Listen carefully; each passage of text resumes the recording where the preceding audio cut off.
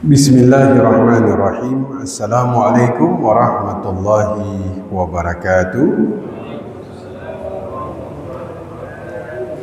Alhamdulillah, alhamdulillahilladzi la yansa man dzakara.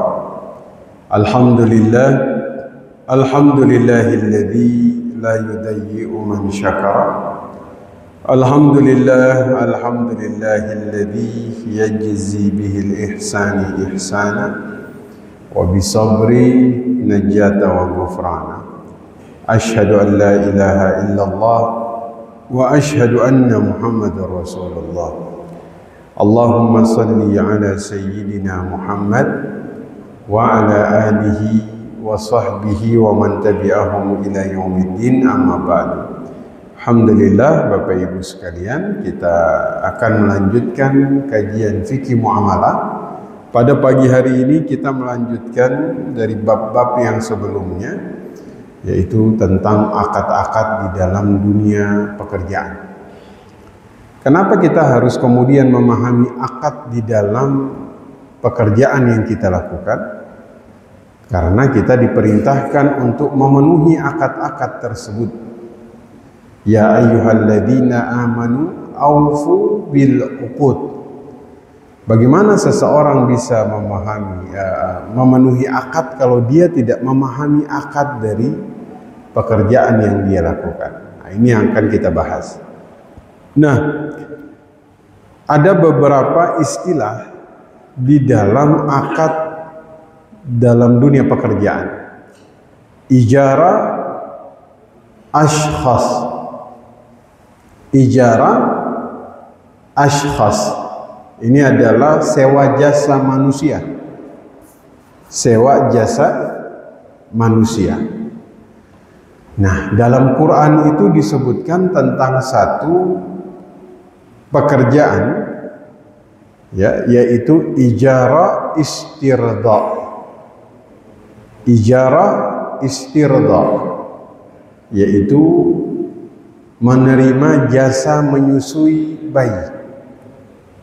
Itu dalam Quran disebutkan, ya. Dalam surah At-Talaq ayat yang ke-6, fa in arda'na, ya, fa in arda'na lakum fa'tuhunna ujurahunna, ya, jika mereka menyusukan anak-anakmu, berikan upah untuk mereka. Ya, inilah profesi yang kemudian baginda Nabi disusui oleh seorang wanita, yaitu Halimah dari Bani Sa'ad. Nah, jadi nanti orang yang menyusui seorang bayi, dia menyewakan jasanya, makanya dia menerima upah atau ujrah. Ya. Nah, yang kedua, kita coba lihat dalam Quran apa dalil-dalil yang kemudian mengatur tentang akad ijarah ini. Sewa 6, yaitu jika mereka menyusukan anak-anakmu, maka berikan upah kepada mereka. Dalam kitab Al-Disebutkan Allah membolehkan pekerjaan ini. Ketika ada seorang wanita menyusui seorang bayi, maka dia berhak dapat ujrah di situ. Ya. Yang kedua, Allah mentakdirkan manusia itu punya kemampuan ekonomi yang berbeda satu dengan yang lain. Ya. Jadi Allah takdirkan manusia punya kemampuan ekonomi yang berbeda satu dengan yang lain. Tidak disamakan semua. Nahnu qassamna bainahum ma'isyatahum fil hayatid dunya. Kami yang membagi penghidupan di antara mereka di dunia. Wa rafa'na ba'dahum fawqa ba'din. Dan kami tinggikan sebagian dari yang lain. Ya. Jadi Allah itu membedakan kemampuan atau sebagian dari kita ini lebih dari sebagian yang lain di dalam urusan finansial atau dalam urusan harta, ya. Liyattakhidha ba'dahum ba'dan sukhriyah. Apa hikmahnya kemudian Allah tinggikan yang satu dengan yang lain dalam urusan kemampuan dalam finansial, agar sebagian mereka dapat mempergunakan sebagian yang lain, ya. Nah, maksudnya Allah jadikan yang satu itu kaya, yang satu ini berkekurangan, sehingga mereka tuh saling butuh satu dengan yang lain. Mereka saling butuh satu dengan yang lain. Jadi pembagian dalam kemampuan ekonomi inilah menurut para ulama sehingga kemudian ada ijarah nanti di dalamnya, Pak. Ada pekerjaan nanti di dalamnya. Satu dengan yang lain masing-masing bisa saling mempergunakan. Itu surah Az-Zukhruf 32. Surah Az-Zukhruf ayat yang ke-32. Ya, nahnu qassamna bainahum fil hayatid dunya wa rafa'na ba'dahum fawqa ba'din darajat liyattakhidha ba'duhum ba'dan sukhriya. Ya, jadi kami yang membagi kepada mereka, kami yang meninggikan satu dengan yang lain agar mereka bisa saling mempergunakan. Ya, bisa saling mempergunakan. Nah, ya misalnya ada orang yang kaya, ya kan, dia bisa mempekerjakan saudaranya yang berkekurangan. Ya, itulah makna sebagian bisa mempergunakan sebagian yang lain. Itu maknanya. Ya, dalam tafsir Imam Ar-Razi disebutkan, inna fa'alna dhalika li'anna law sawwayna bainahum fi kulli hadhihi al-ahwal.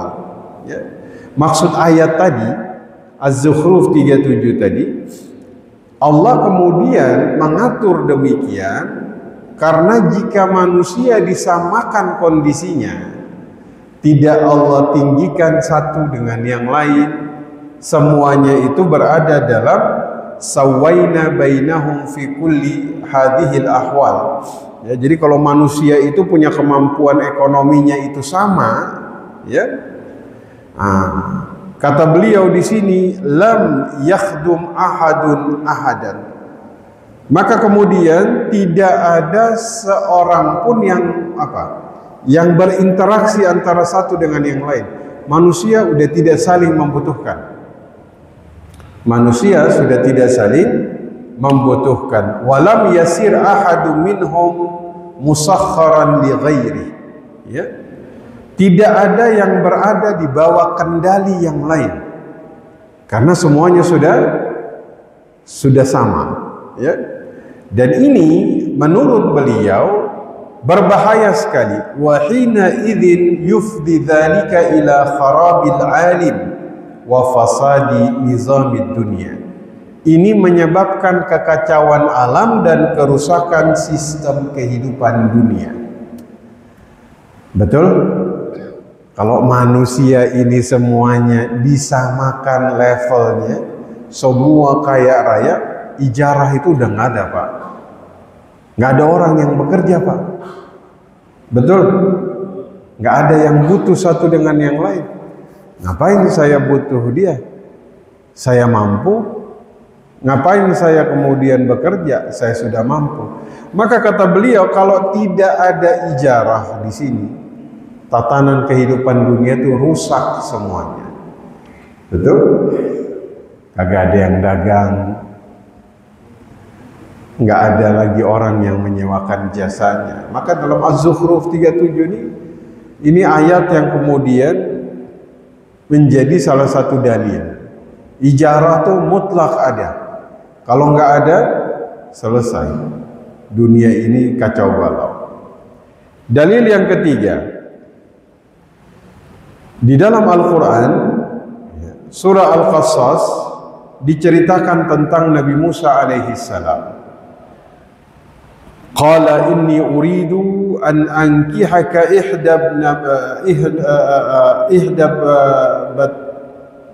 ini beliau punya anak, banat ya, mau dinikahkan dengan Nabi Musa alaihissalam. Ada dua. Salah satunya ya, ihdabnati ini mau dinikahkan dengan salah satunya ini mau dinikahkan dengan Nabi Musa alaihissalam dengan maharnya anta jurani tamaniyah ya. Nah, di sini dengan syarat Nabi Musa itu harus dipekerjakan atau harus bekerja selama 8 tahun. 8 apa? Tahun. Nah, di sini Nabi Musa, masya Allah, beliau sepakat untuk bekerja dengan akad ijarah. Beliau diupah 8 tahun untuk apa? Untuk mahar dari anak Syekhul Madian. Ya, ini masya Allah. Kira-kira kalau misalnya Bapak Ibu harus bekerja 8 tahun untuk mahar istrinya gimana? Nggak kuat. Cari yang lain aja kalau yang lebih ringan. Artinya di sini bukan itu yang kita lihat, tapi akad antara Syekhul Madian dengan Nabi Musa itu ijarah, Pak. Nanti dapat upah. Kata Imam Syafi'i, fadzakarallahu anna nabiyyan min anbiya'ihi ajjara nafsahu hijajan musamma malaka biha bud'am ra'atin. Kata Imam Syafi'i, Allah sebutkan satu di antara sekian nabinya mempekerjakan dirinya selama sekian tahun untuk menikahi seorang wanita. Ini menjadi dalil fadalla ala tajwizil ijarah. Maka ini adalah dalil kebolehan akad ijarah. Nah, jadi ijarah itu berarti kita kemudian bekerja dan kita dapat upah, namanya ijarah. Nanti akad ini yang akan kita bahas secara terperinci. Jadi dalam Quran ada 3 dalil yang tadi kemudian kita bahas tentang akad ijarah. Yang menakjubkan, di dalam syariat ini semua sendi kehidupan kita tuh udah diatur, Pak. Urusan pekerjaannya diatur, akad di dalam pekerjaan diatur sampai sedetail ini. Masya Allah. Nah, kita bersyukur kepada Allah Subhanahu wa Ta'ala. Ya. A'zamun ni'mah ya ni'mal Islam. Sebesar-besar nikmat itulah nikmat Islam. Jadi ini 6 ribuan ayat Allah turunkan ini untuk ngatur kehidupan kita, agar kita itu bisa menjalani kehidupan dengan baik. Nah, mari kita lihat dalil dari sunnah Nabi Sallallahu Alaihi Wasallam. Tadi dari Quran, ya. Wasta'jar Rasulullah Sallallahu Alaihi Wasallam. Jadi Rasulullah itu pernah melakukan ijarah. Beliau di sini mempekerjakan, ya. Beliau dan Abu Bakar, ya. Wasta'jar Rasul Sallallahu Alaihi Wasallam wa Abu Bakrin rajulan min Bani Dil. Jadi Nabi dan Abu Bakar itu pernah mempekerjakan seorang laki-laki dari Bani Dil, ya. Hadian khirritan wa huwa ala dinil kufar Quraisy. Dia itu dibayar jasanya untuk apa? Untuk menunjukkan jalan ke Madinah. Apa kalau istilah kita sekarang, orang yang menunjukkan jalan itu apa Pak? Guide. Ya. Sementara kondisinya Bapak Ibu tahu, ini laki-laki dia kufar, orang kafir dari Quraisy. berarti boleh hukumnya kita mempekerjakan orang lain yang tidak seakidah. Boleh. Ya, itu dibolehkan. Ya, tidak apa-apa. Ini menunjukkan muamalah itu boleh dilakukan siapa saja. Kalau misalnya kita mempekerjakan seseorang yang tidak seakidah, boleh. Ataupun kita bekerja kepada seseorang yang bukan muslim, boleh Pak. Ini muamalah. Ijarah boleh dilakukan dengan siapa saja. Contoh, Ali bin Abi Thalib pernah ijarah dengan seorang Yahudi. Untuk apa? Memintal bulu domba. Karena bab muamalah boleh siapapun melakukan. Ya, yang nggak boleh antum suruh non muslim khutbah Jumat, nggak boleh, ini udah ibadah. Tapi kalau masih ijarah boleh. Ya, jadi Nabi itu bayar seorang laki-laki dari Bani Dil untuk menunjukkan jalan ke Madinah. Ya. Nah, bahkan ada hadis dari Ibnu Abbas radhiyallahu anhuma, ada sahabat dapat ujrah ketika dia membacakan Al-Quran. Ada Pak. Ya, dulu itu kan ada yang meruqyah orang yang digigit oleh kala jengking. Terus dia dapat ujrah Pak. Terus dia nanya kepada sahabat, apakah boleh untuk Al-Quran kita mendapatkan ujrah? Ya. Maka Nabi SAW menjawab, inna ahaqqa ma akhadtum alaihi ajran kitabullah. Pekerjaan yang paling layak kalian ambil upah adalah mengajarkan kitabullah. Ya. Jadi dulu ada sahabat, hadis ini tidak berdiri sendiri, ingat, tapi hadis ini dia merupakan satu rangkaian dari peristiwa yang kemudian dialami oleh para sahabat. Jadi mereka datangi ada sebuah kabilah datang kepada sahabat yang kemudian mereka minta diruqyah.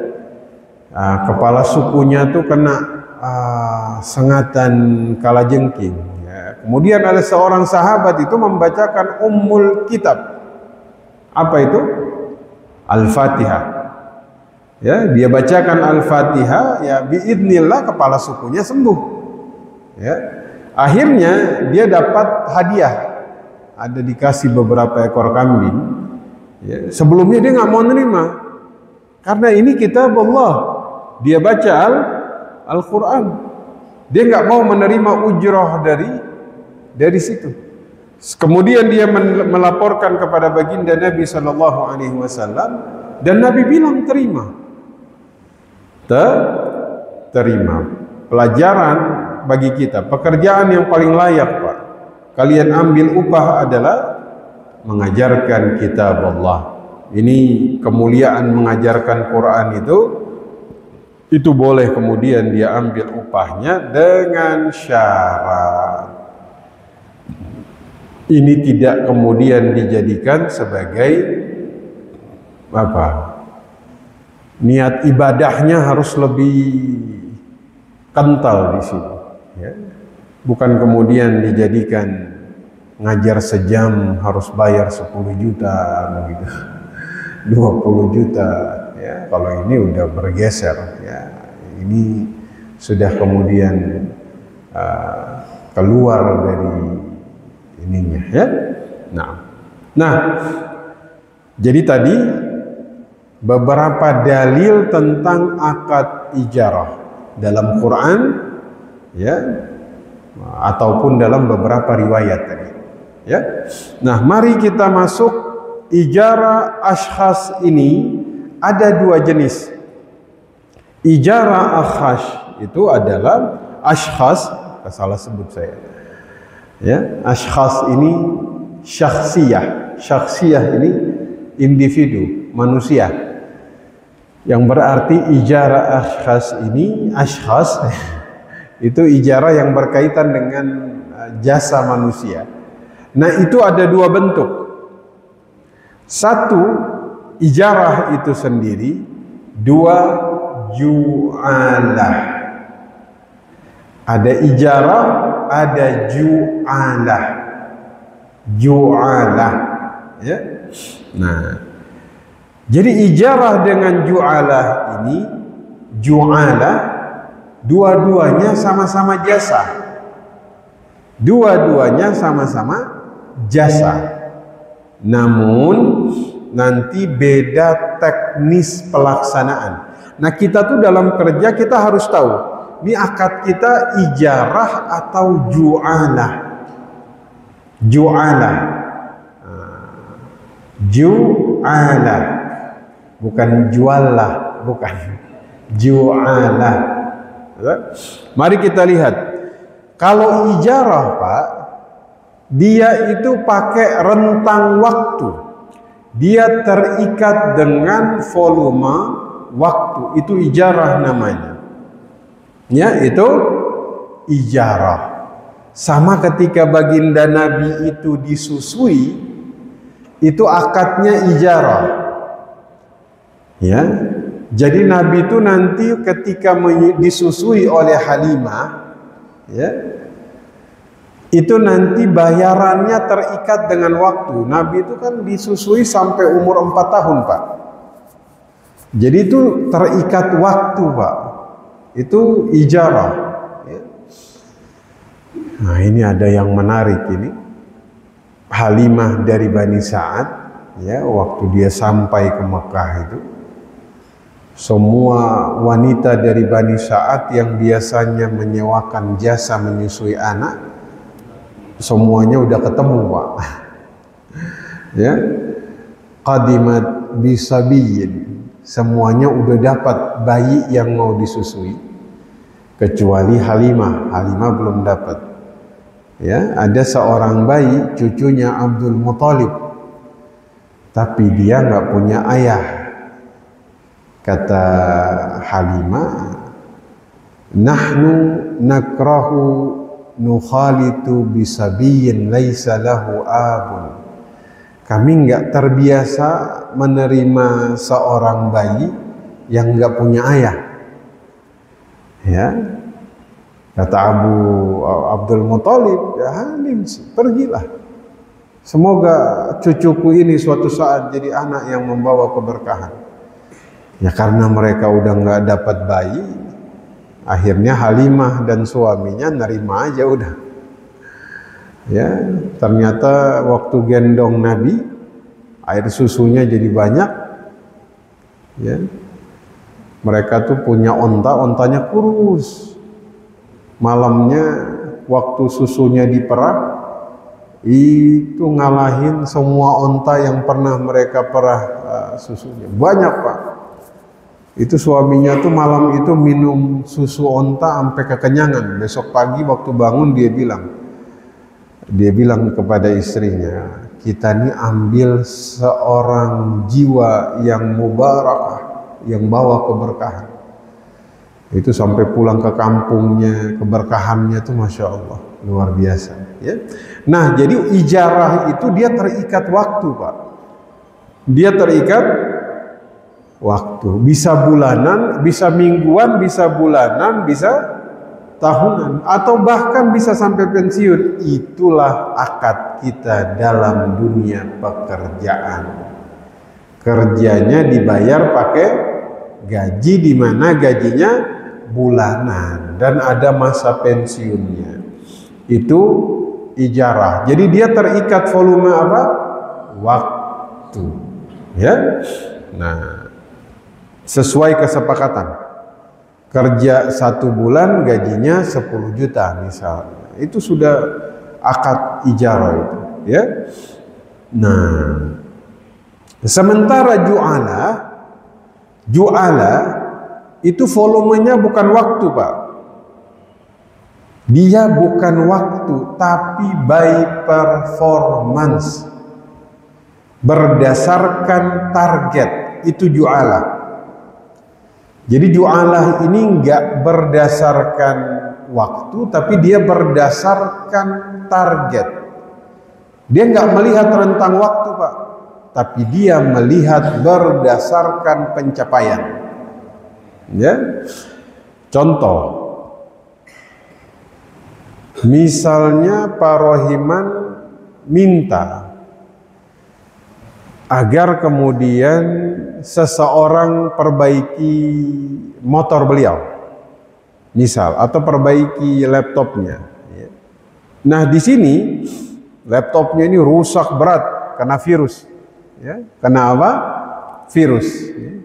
Nah, kata Pak Rohiman, kalau kamu bisa mengerjakan ini selesai, saya kasih uang 500.000. Ya. Kalau kamu nggak berhasil, saya nggak bayar apa-apa. Itu akadnya apa? Ju'alah. Akadnya ju'alah. Ya, kalau bisa memperbaiki, saya kasih 500. Tapi kalau nggak bisa, saya nggak bayar apa-apa. Itu ju'alah namanya, Pak. By performance, by pencapaian. Ya. Nah, itu dia. Nah, sebelumnya saya minum dulu. Silakan. Bismillah.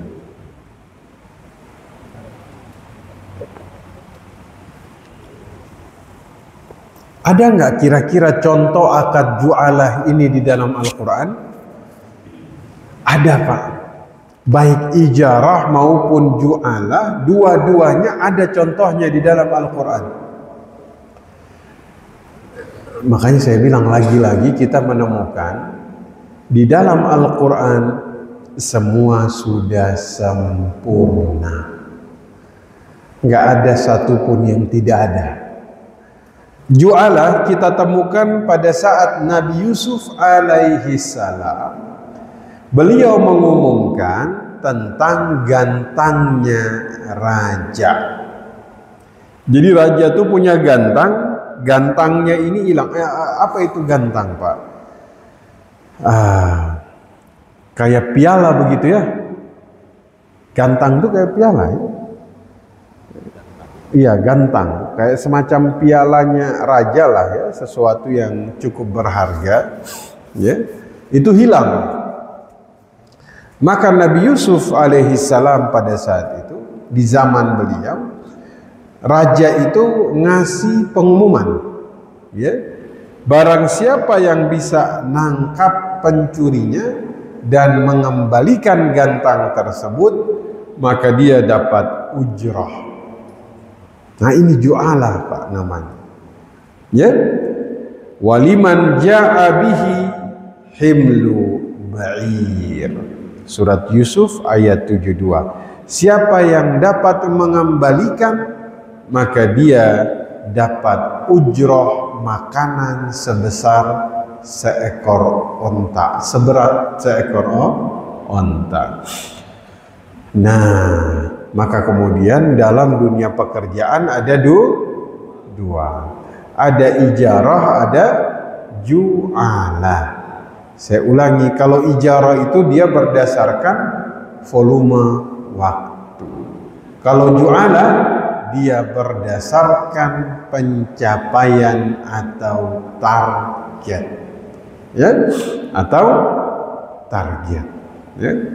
Nah, nanti kita bahas karena nanti ada bab bolehkah dia sudah akad ijarah, ya, tiba-tiba kemudian dia dapat lagi hadiah dalam sebuah target pencapaian. Nah, itu nanti kita bahas, ya. Itu babnya khusus berkaitan dengan hadiah dalam pekerjaan. Nah, jadi Bapak Ibu sekalian, ada akad ju'alah, ada akad ijarah. Dua-duanya sama-sama jual beli jasa, ya. Makanya dua-duanya itu ada iwad. Kata Ibnu Qudamah, wal ju'alatu tusawil ijarata fil i'tibaril ilmi bil iwad. Ju'ala sama dengan ijarah, ya, terkait harus ada nilai bayaran. Nah, ini dia.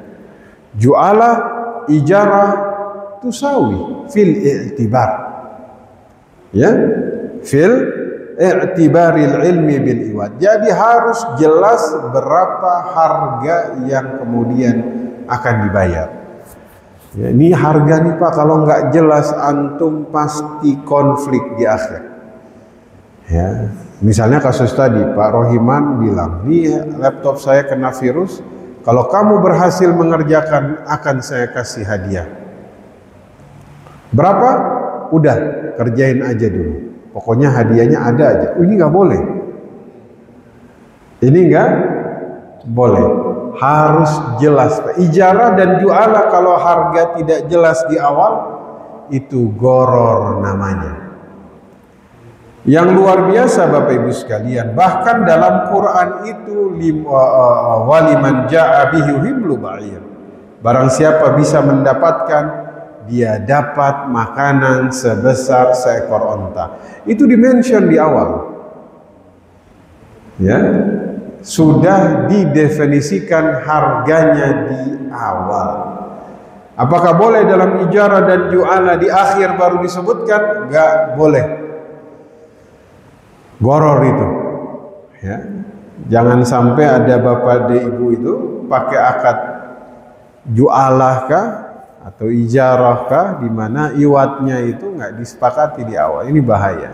Ya, ini bahaya. Nah, kalau dari kekuatan akad Pak, ya, kalau ijarah ini akadnya kita sebut sebagai akad lazim. Akad lazim ini berarti kedua belah pihak itu dia saling terikat di situ. Ya. Maka akad ijarah nggak bisa dibatalkan sepihak. Nggak bisa dibatalkan sepihak. Kecuali ada hal-hal yang merusak. Misal, antum sudah akad. Dia bekerja selama rentang waktu tertentu. Antum nggak bisa batal secara sepihak. Kenapa? Karena akadnya itu apa? Lazim. Akad lazim itu nggak bisa dibatalkan sepihak Bapak Ibu. Berbeda dengan ju'alah. Kalau ju'alah itu boleh dibatalkan sepihak. Karena dia akadnya jaiz, bukan lazim. Jaiz ini akad yang boleh dibatalkan meski belum ada hasil dari pekerjaannya. Boleh dibatalkan, ya. Nah, itu ciri dari akad ju'alah. Sehingga ju'alah ini nggak usah pakai tekan kontrak, ya. Beda kalau ijarah harus kontrak karena dia terikat dengan waktu, ya. Al ju'ala jaizatun minal janibina qabla tamamil amal. Ya, dalam kitab Asnal Mathalib disebutkan ju'ala ini akadnya jaiz dari kedua belah pihak bahkan sebelum tugasnya selesai. Bapak Ibu bisa batal sebelum tugasnya selesai, belum ada hasil, boleh dibatalkan, ya. Sama seperti kata Ibnu Qudamah, al ju'ala jaizun. Ju'ala itu akadnya jaiz, ya. Nah, maka kemudian boleh dibatalkan, ya. Nah, itu. Jadi kita balik lagi tadi, kalau akad ijarah dia apa? Lazim, nggak boleh dibatalkan sepihak, ya. Kemudian yang kedua, akad ju'alah itu dia jaiz, dia boleh dibatalkan sepihak, ya. Kalau ijarah akadnya tuh orangnya harus spesifik. Ijarah itu akadnya, di mana pelaku akadnya ini harus spesifik. harus orang tertentu. Ya. Kata Imam As-Suyuti, ya, ta'yinul amil yu'tabaru fil ijarah. Ya. Menentukan pelaku akad dalam ijarah itu harus ditentukan. Jadi ijarah itu harus jelas. Misalnya Bapak Ibu sewa orang untuk mengerjakan sesuatu, orangnya harus jelas. Gak bisa Bapak Ibu misalnya tolong kerjakan pekerjaan ini, akadnya ijarah 1 minggu, pelakunya boleh siapa saja. Oh, gak bisa. Harus ditunjuk kalau ijarah. Kalau jualah ini menarik. Jualah ini bisa siapa saja Pak. Dia bisa ditunjuk, dia bisa siapa saja. Misalnya barang siapa dari jamaah Masjid Quba yang bisa membenarkan motor saya kasih dia 1 juta. Boleh siapa saja. Ya, kalau ijarah dia tertentu. Ya, baik. Jadi kalau ijarah nggak bisa sembarang orang, kalau ijarah bisa sembarang orang, nggak apa-apa. Ya, nah kalau jualah siapapun boleh ikut. Kalau ijarah yang ikut hanya orang tertentu saja. Ya. Nah, dalam Al-Hawi Al-Kabir, al-ju'ala tasihu min ghairi muayyan. Ju'ala itu sah siapapun yang melakukan. Ya.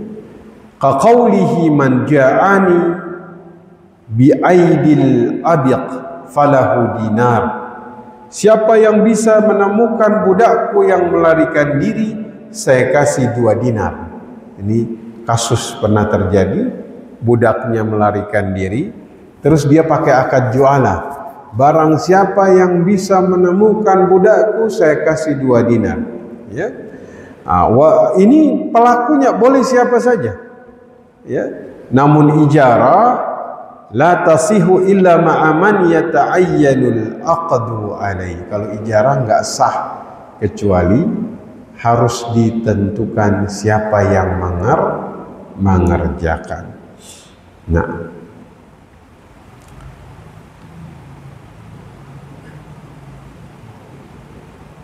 kita mau tanya jawab atau lanjut dulu? Boleh tanya jawab ya. Ini pelan-pelan dulu ini ya, jangan terlalu banyak, takutnya bingung-bingung kita nanti. Silakan kita tanya jawab. Tafadhal.